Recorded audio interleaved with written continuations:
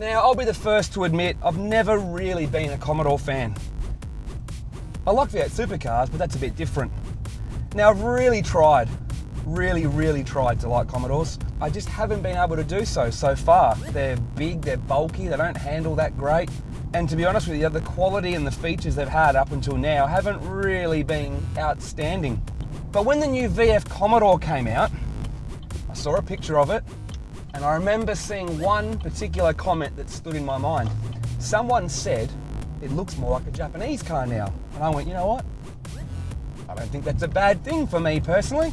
So ever since the new VF came out, I've been wanting to try it, because I will admit it, it is by far the best looking Commodore so far. But the big question to answer is it the best Commodore to date? Of course it is, it's the newest one. But how much better is it than the VE Commodore and the ones before it? Now, I have driven a few VEs, not really standard, mostly modified. But I'll tell you one thing, jumping into a dead stock 270 kilowatt V8 Commodore, which is really only 200 kilowatts at the wheels, you do notice that it is actually quite underpowered. I can see why a lot of people would opt for a club sport, or, like pretty much 9 out of 10 Commodores on the road, get an exhaust, muffless tune and a cold air intake to help unlock a few extra kilowatts, because it does really need it. But then again, you can't give it too much power because, well, that would interfere with HSV sales, wouldn't it? Now, I want to get this one gripe out of the way first. The clutch, gearbox, throttle combination is terrible in this car. It's not that the gearbox is difficult to use or notch or anything, it actually goes into gear quite well. If you're trying to do it really fast, it's not great, but it's the clutch. It's very bitey for a factory car, and if you change gears like you would any other car, it's very jerky. Now, I'm not saying that it can't be driven smoothly, because now if I drive it the way I've learnt to drive a VF Commodore, you can get a very smooth and nice change, but if you jumped in this car and went to drive it like any other manual, you would be really annoyed at just how bad the fly-by-wire throttle is between gear changes. But weirdly enough, watch this. Go full throttle, and it's fine. It's quite bizarre. Now, luckily I have driven an automatic V8 Caprice hire car, and the 6-speed auto is pretty good. So the easiest way to fix this car is to get one that's auto. I mean, it's got plenty of torque, so the auto works really well. It shifts nicely, it'll be better on fuel, it's not jerky. In Sydney traffic, I don't know why you'd ever want to drive a manual anyway. So fixing the only real major problem I have with this car is easily rectified by simply fitting an automatic gearbox. Never thought I'd be saying that, you know that I'd rather an auto. But you haven't got a handbrake, so you can't really use that with the clutch. Can't drift the thing, so you might as well get an auto and be comfortable to drive around every day. Now, speaking of comfortable, driving this car normally, so in other words, how you drive it 99.9% of the time, it's not a bad place to be. There's plenty of space.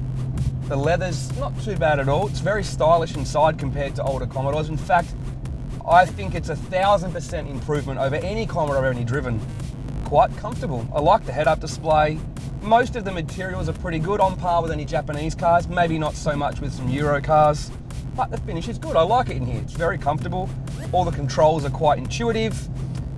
It's got everything, so that's the least of your problems, is worrying about the option list.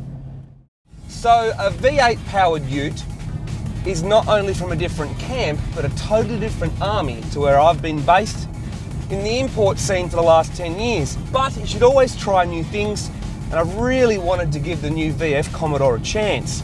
Now, I had the sedan for a week, and then I've now had the ute for nearly 2 weeks, and I've driven this one a lot more, got to know it in every good and bad way, and to be honest with you, I think the ute drives better than the sedan. Now, I really wanted to go to the racetrack in this car, as the red line is their track-orientated version with the Brembos and all of the good suspension gear that Holden has for the Commodore.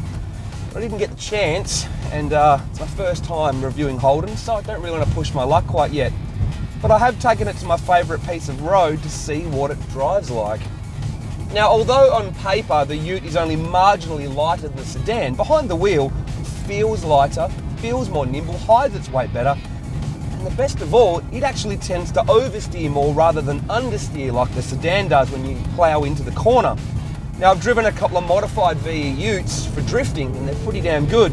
In fact, much better than you think they would be. But there's no handbrake in this thing, just some silly electronic thing. So it's not really going to get used for drifting on the weekend. But in terms of driving it fast, I think it drives much better than the sedan. Don't know why, can't really put my finger on it. I think it's just the whole steer from the rear part feels more nimble. Now, I'm not sure if this particular Ute's a freak, but it does actually feel quicker, even in a straight line, than what the sedan did.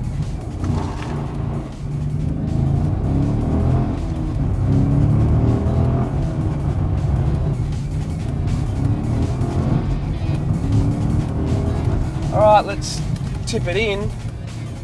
And some people say the steering in this car is a bit twitchy. Now, maybe compared to the old Commodore it is, but compared to an import, it's not. But to begin with, the steering does feel a little bit vague, being electronic, but once you get your confidence in it, it's not too bad. It still needs a little bit of work, but I know where the car's going, I know what it's doing. Now, I'm used to driving things a bit smaller and more nimble than a Ute, and to be honest, part of the vagueness with the steering probably has a lot to do with the fact that, well, it's a big car, and it does take a little while to sort of build up your confidence in how fast you can drive it around some of these corners, but you start pushing it and it will stick. It actually does handle pretty good. The Brembos work. You just probably need to lean on everything a little bit more than you initially expect compared to, say, an import, but I can shuffle the car along rather nicely. It's a little bit stressful the first couple of times, but now that I'm getting used to it, it's pretty good. Every time I go through here, I can get a little bit quicker with the Commodore. It's going to be a little bit gentle, little bit of understeer on the exit of the corner with light throttle. Heavy throttle would have made it oversteer. Whoa, brakes are actually pretty good. But even driving at this pace, which is not ridiculous, even if I make a little mistake, I'm a little bit too hot, even if I'm in too low a gear, it's still pretty fun to drive. Pretty good. I've got to say this, I'm genuinely impressed with the handling of this car. So after 2.5 weeks with the Commodore, am I converted? Well, of course not. I'm an import guy, and they're different in the same way that Euros are different to what these Aussie muscle cars are. But do I have more respect for the car now? And do I think it's a better car than I used to before I drove it? Of course I do. In fact, I think the VF Commodore's a world-class car, and it's a real shame they're not going to make them anymore. The new VF Commodore is a much better car than any other Commodore I remember or have driven. Its handling is on a totally different level. Its finish inside and the quality and the presentation is on another level.